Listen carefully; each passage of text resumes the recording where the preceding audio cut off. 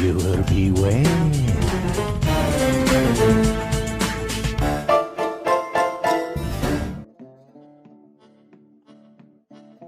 Hello, my brides and grooms, and welcome back to Viewer Beware. It's the only show where we go over each and every episode of the original Goosebumps TV series. And today we have a very special episode with Bride of the Living Dummy. And this is a very special episode because it's the third appearance of Slappy the Dummy, which is a record for most starring roles in the franchise. Boo! He's overhyped. Still not a fan, huh? Well, anyway, it's been a while since we've seen old Slappy. I think we have a clip of what happened to him last time. Can we go ahead and roll that, please? Very unfortunate. Looks like we just have to wait and see how this mutilated doll reforms his body and also finds a bride. Wait, that sounds familiar. Okay, yes, Bride of the Living Dummy and Bride of Chucky did come out in the same year and have pretty similar plots, but Goosebumps came out 8 months earlier. I'm not saying that, one copied the other, but I am saying that the puppeteer Ron Stefaniak did work on both projects, so we'll just leave it at that. But anyway, Bride of the Living Dummy is the story of a doll that finds another doll in the crowd and decides to get married. Sure, we've seen it before, but have we seen it with a dog in a suitcase? I think not. Now, let's say our vows and get into Bride of the Living Dummy.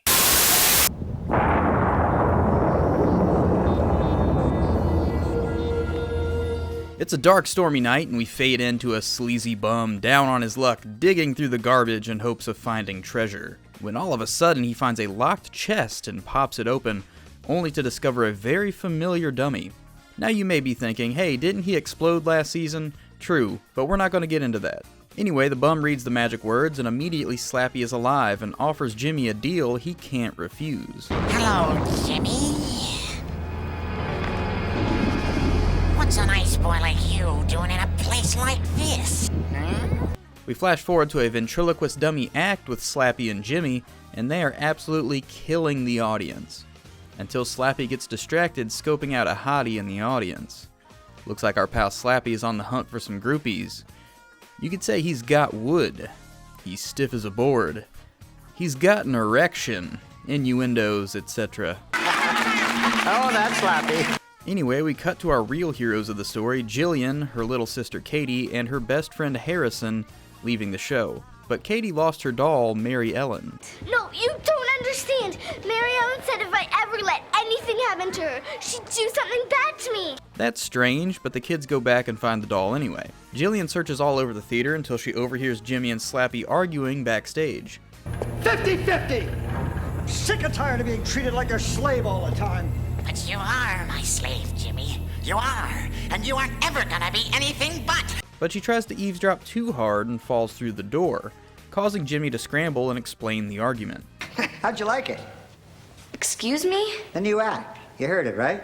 Mm-hmm. He does anything he can to steer Jillian away from Slappy and get her out of the room, sending her back to the lobby where she meets up with Katie and Harrison. Mary Ellen wanted to meet Slappy and she got lost. Dolls don't get lost, Katie. Mary Ellen did. Very strange behavior out of this girl, but they ignore it all. Later that night, as Jillian's dad is crafting several thousand birdhouses, she receives a special delivery that looks very familiar, revealing it's Slappy. Jimmy gave up the dummy and Jillian decides to ditch him in the basement. Katie, what are you doing down here? Mary Ellen is mad at you. Katie is seriously the creepiest kid in this whole series. As Jillian puts Slappy down, he bites her hand, reinforcing her decision to leave him in the basement. Mary Ellen says Slappy wants to stay upstairs too. Well, you know what, Katie? Mary Ellen talks too much. Seriously, so creepy. Anyway, that night Slappy gets active and roams the new house, walking into the girls' shared bedroom where he leaves a message for the two.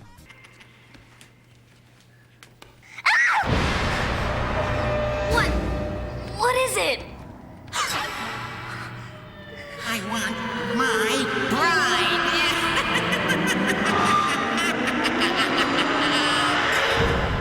Looks like Slappy is past the dating stage and is ready to commit. But Jillian is over it and decides to take the dummy back to the bum. As Jillian's getting ready to leave, their mom reveals that someone stole her wedding ring. Oh, really? So what happened then? Did my wedding ring just get out of the box and walk away? Your wedding ring? Well, I'm going to be late for my aerobics class as it is.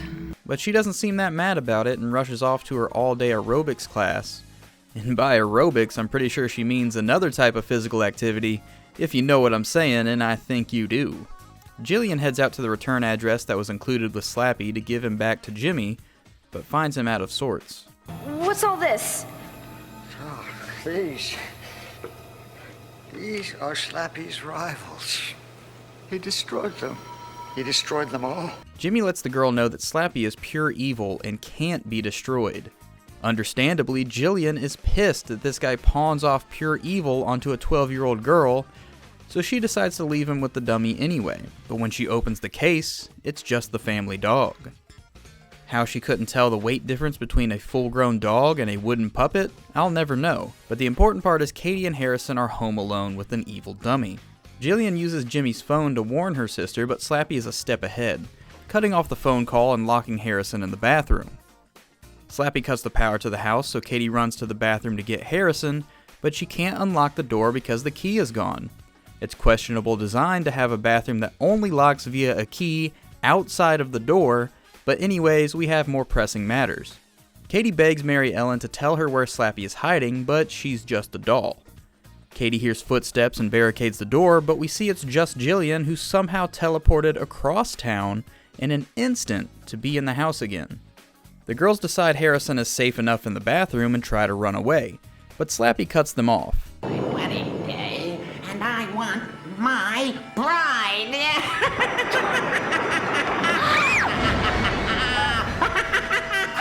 The two take another route through the basement and try to leave through a window, but Katie says Mary Ellen won't let her leave, and that's when we get the big reveal. Be careful! Don't make her angry! I've had just about enough of this dumb doll. Who you calling dumb, ugly? Somehow Mary Ellen was alive the entire time. We can only assume it was some kind of magic spell, the same as Slappy, but anyway, Mary Ellen is thirsty for Slappy, and Slappy is thirsty for Mary Ellen. It all works out, right? Now I'm ready to be your bride! What? You? I don't want you, you cheap plastic. I want her. You will be mine, Kitty. Oh shit, Slappy is a pedophile. Mary Ellen is pissed and decides domestic violence is the only answer. While the two puppets scuffle, Jillian flips on the breaker to the house, causing the table saw in the garage to start up, just in time for the dummies to land right on the blade. But the horrors are not over yet, as the ghosts fly from the doll bodies and zip all around the house.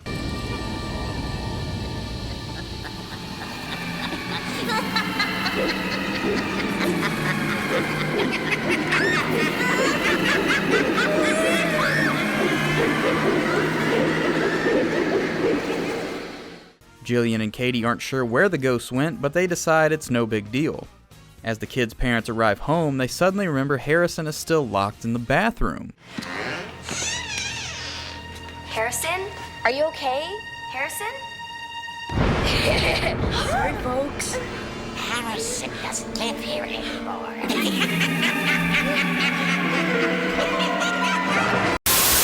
So there we have it. Harrison is fully possessed by Slappy. And we also find out that Slappy never really had a reason to constantly be in a ventriloquist dummy's body.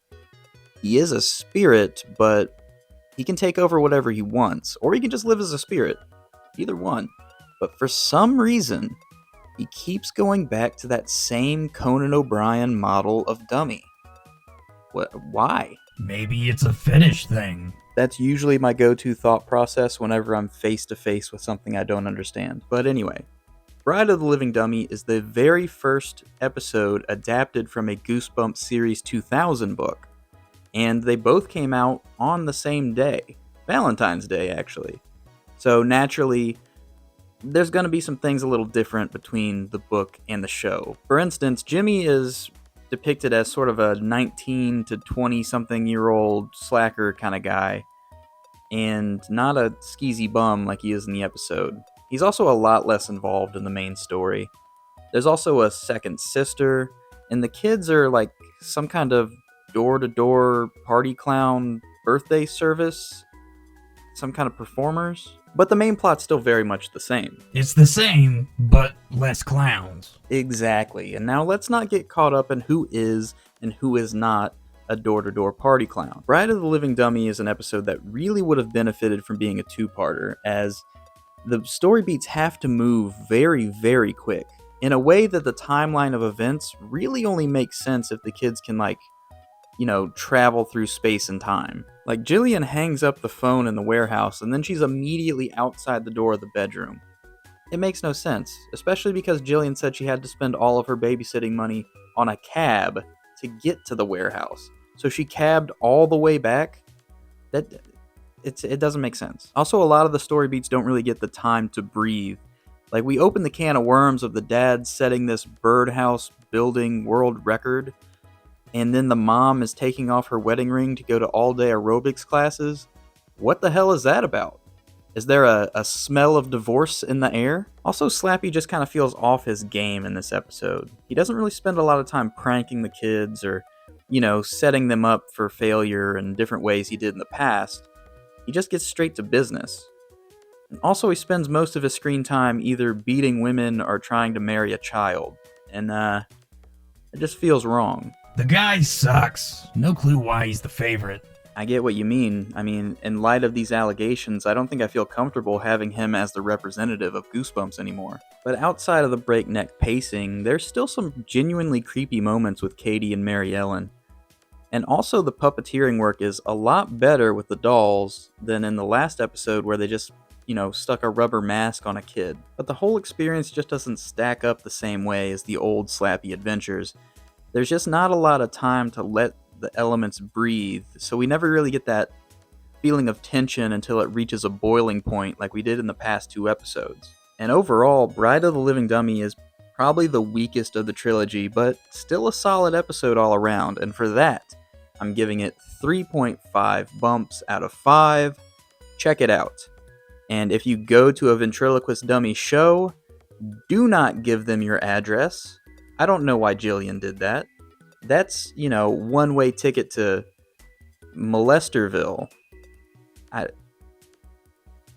mean, maybe I'm out of pocket by saying all ventriloquists do molest, but I've not been shown evidence contrary to that. So, best play safe. And I'll see you guys next time. Stay away from ventriloquist shows. I'm sorry, bad experience. I don't want to keep throwing that in there. Make sure you subscribe, too. And also, ventriloquist shows. Don't subscribe to those. See you guys. Hello, Jimmy. What's a nice boy like you doing in a place like this? Hmm? What?